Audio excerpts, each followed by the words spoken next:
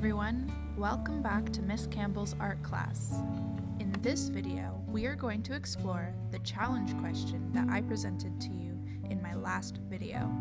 The challenge was to take each shape that you found in your household and draw it 5 times each. After I drew each of my shapes 5 times, I chose an apple to create the finished piece with. If you haven't finished the challenge question from the last video, I ask you to go back and try it out. Today I am using watercolor pencils and gouache. I started out using a red watercolor pencil to draw my apple. Then I took a paintbrush and dipped it in water in order to begin spreading the color around.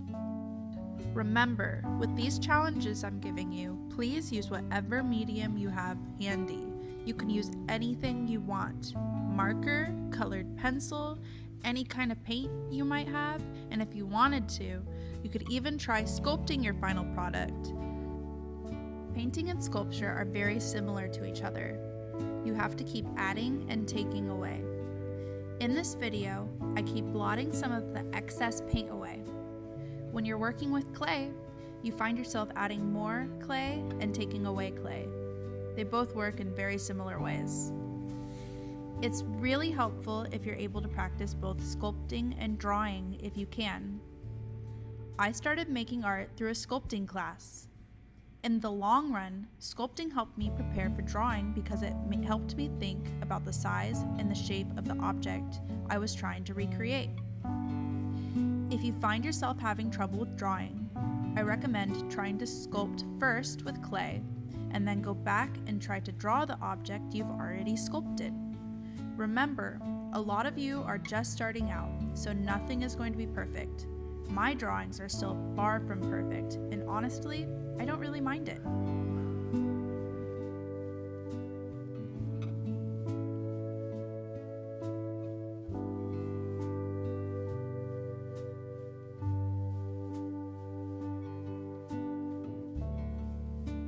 Let's make sure we add in the shadows and the highlights to make it look as three-dimensional as possible.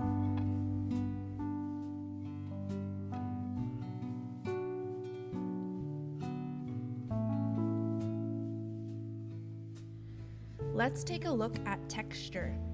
The apple might feel smooth to the touch, but it has surface texture. Do you see all those little lines that I'm adding onto the painting of my apple? That's texture.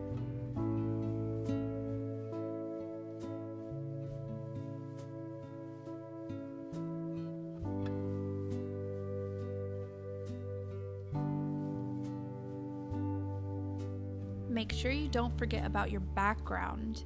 When you are drawing or painting an object, you need to make sure that you are very intentional about your background.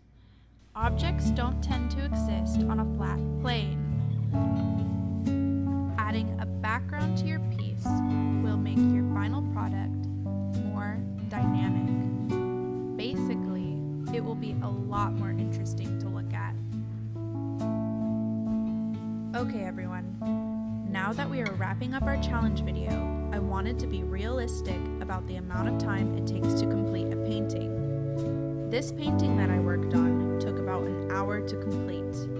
When you are working on your painting or finished drawing, you should also spend at least an hour working on your piece. And you can leave it and come back to it, but the amount of time that you are spending on it at a minimum should be at least 1 hour.